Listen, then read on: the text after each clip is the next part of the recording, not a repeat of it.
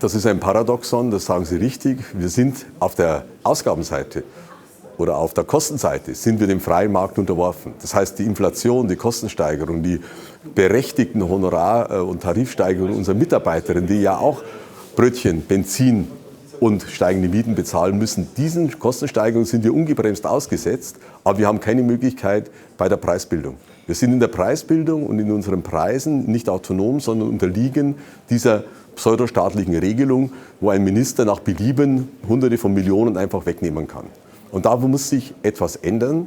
Wir brauchen hier Verlässlichkeit, wir brauchen Planungssicherheit für unsere Praxen, sonst kommen wir von der ökonomischen Krise, von der Energiekrise in die Gesundheitskrise.